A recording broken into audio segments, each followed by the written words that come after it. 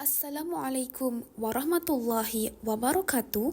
Terima kasih dan selamat datang diucapkan kepada para penonton yang sudi meluangkan masa untuk menghadiri pameran secara maya melalui Google Meet. Sebelum saya mengupas dengan lebih lanjut berkenaan topik kita pada hari ini, iaitu penghayatan akidah dan ibadah berpandukan sunnah Rasulullah SAW mampu membina peribadi dan jati diri Muslim, ingin saya memperkenalkan diri saya. Nama diberi Fatin Ardini binti Chasman. Saya merupakan pelajar jurusan Bahasa Melayu A PISMP ambilan Ogos 2024. Antara aspek yang ingin saya kupaskan pada hari ini ialah yang pertama, pengertian akidah, yang kedua, kelebihan penghayatan dari aspek akidah, yang ketiga, pengertian ibadah, yang keempat, kelebihan penghayatan dari aspek ibadah, dan yang terakhir ialah kesimpulan. Mari kita menelusuri pengertian akidah. Apakah yang dimaksudkan dengan akidah? Dari segi bahasa, akidah berasal daripada kata kerja akoda yakidu yang membawa maksud ikatan atau simpulan yang kuat dan teguh seperti tali. Manakala dari sudut istilah pula ialah akidah bererti kepercayaan, keyakinan atau keimanan yang murni yang tidak dihadiri dengan sebarang keraguan. Seterusnya, mari kita lihat apakah kelebihan penghayatan dari aspek akidah. Kelebihan yang pertama ialah dapat meningkatkan kualiti hidup seseorang. Akidah yang mantap, keimanan yang kuat dapat meningkatkan kualiti hidup seseorang. Akidah menjadi syarat utama agar amalan manusia semasa di dunia akan diterima oleh Allah Subhanahu Wa Taala. Oleh itu, amalan yang diterima akan meningkatkan kualiti hidup manusia sebagai Muslim kerana semuanya akan dinilai di akhirat kerana Allah Subhanahu Wa Taala hanya membezakan manusia berdasarkan amalan masing-masing. Firman Allah Subhanahu Wa Taala dalam surah An-Nahl ayat ke-12 yang bermaksud, dan ia memudahkan bagi kamu malam dan siang dan matahari serta bulan dan bintang-bintang dimudahkan dengan perintahnya untuk keperluan-keperluan kamu. Sesungguhnya yang demikian itu mengandungi tanda-tanda yang membuktikan kebijaksanaan Allah bagi kaum yang mahu memahaminya. Kelebihan yang seterusnya ialah dapat memahami konsep makrifatullah. Mengenal Allah dan mencintainya merupakan kewajipan dan tuntutan yang paling utama dalam Islam. Kesan apabila kita memahami konsep makrifatullah ialah kita tidak akan berasa takut kepada yang lain selain Allah Subhanahu Wa Taala. Manusia tidak akan menundukkan kepalanya di hadapan makhluk lain, tidak merendahkan diri dan mengemis kepada manusia, serta tidak gentar dengan kesombongan dan kebesaran manusia. Dalam sumber lain disebutkan Syekh Abdul Rahman As-Sa'di rahimullah berkata, semakin banyak pengetahuan seseorang tentang Allah Subhanahu Wa Taala, rasa takut akan membuatnya selalu menjauhi perbuatan maksiat kerana selalu mempersiapkan diri untuk bertemu dengan zat yang dicintainya. Firman Allah Subhanahu Wa Taala dalam surah Al-Imran ayat 102 yang bermaksud, wahai orang-orang yang beriman, bertakwalah kamu kepada Allah dengan sebenar-benar takwa dan jangan sekali-kali kamu mati melainkan dalam keadaan Islam. Seterusnya, saya ingin meneruskan dengan pengertian ibadah. Apakah yang dimaksudkan dengan ibadah?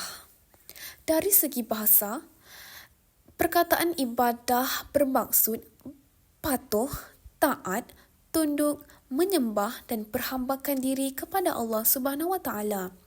Secara dasarnya, ia merujuk kepada amalan-amalan khusus yang didirikan khas untuk Allah Subhanahu Wa Taala seperti solat, berpuasa, membayar zakat dan menunaikan haji dan umrah. Manakala dari sudut istilah pula bermaksud tindakan menurut dan mengikat diri dengan sepenuhnya kepada segala perkara-perkara yang disyariatkan oleh Allah dan diseru oleh para rasul, sama ada ia berbentuk suruhan atau larangan. Mari kita lihat apakah kelebihan penghayatan dari aspek ibadah. Kelebihan yang pertama ialah dapat menjadikan seseorang itu khalifah yang cemerlang. Para ulama tafsir menterjemahkan konsep khalifah sebagai perwakilan Tuhan dalam melaksanakan hukum dan menegakkan keadilan dalam kalangan makhluk-makhluknya di dunia ini, bermula dengan Nabi Adam AS dan berlangsung kepada sesiapa yang meneruskan ajarannya dalam mempercayai dan mentaati Tuhan yang Esa. Sudah tentu tanggungjawab ini berat untuk dipikul oleh manusia, tetapi Allah SWT tidak membiarkan hamba-Nya mengharungi amanah ini tanpa bantuan daripadanya. Dengan berbekalkan akal fikiran dan bimbingan daripada Al-Quran dan ajaran yang diwarisi daripada Rasulullah SAW, umat Islam mampu melaksanakan tugas yang mulia ini. Justru itu, umat Islam diseru untuk menghayati pengertian sebenar sesebuah ibadah dan memahami tanggungjawab terhadap satu sama lain dengan memahami keperluan masyarakat dan bekerjasama dalam menunaikan keperluan tersebut. Melalui penghayatan dalam beribadah, seseorang Muslim dapat menjadi seorang khalifah yang cemerlang. Semoga setiap ibadah yang dilakukan dalam apa jua bentuknya tidak sia-sia dan mendapat ganjaran daripada Allah Subhanahu Wa Taala. Firman Allah Subhanahu Wa Taala dalam surah Al-Baqarah ayat 30 yang bermaksud, dan ingatlah ketika Tuhanmu berfirman kepada malaikat, sesungguhnya aku hendak menjadikan seorang khalifah di bumi. Mereka bertanya tentang hikmat ketetapan Tuhan itu dengan berkata, adakah engkau, ya Tuhan kami, hendak menjadikan di bumi itu orang yang akan membuat bencana dan menumpahkan darah, berbunuh-bunuhan, padahal kami sentiasa bertasbih dengan memujimu dan mensucikanmu? Tuhan berfirman, sesungguhnya aku mengetahui akan apa yang kamu tidak mengetahuinya. Di samping itu, kelebihan yang kedua pula ialah dapat membentuk akhlak yang mulia. Apabila seseorang itu sering berwuduk dengan sempurna sebelum menunaikan solat, maka setiap kali itulah seluruh jasadnya akan bersih dan suci. Ibarat seseorang yang sentiasa menjaga kebersihan dan kekemasan dirinya, maka tidak akan ditemui padanya melainkan seseorang individu yang begitu sempurna penampilan dirinya. Antara kepentingan dan hikmah yang terdapat dalam solat ialah dapat mencegah daripada fahsyak dan mungkar. Ini jelas dinyatakan dalam firman Allah Subhanahu Wa Taala. Firman Allah Subhanahu Wa Taala dalam surah Al-Ankabut ayat 45. A'udzu billahi minasyaitonir rajim. Wa aqimis shalah Inna salata tanha 'anil fahsya'i wal munkar, yang bermaksud, dan dirikanlah sembahyang dengan tekun, sesungguhnya sembahyang itu mencegah dari perbuatan yang keji dan mungkar. Kesimpulannya, akidah dan ibadah merupakan suatu tonggak yang penting dalam kehidupan manusia.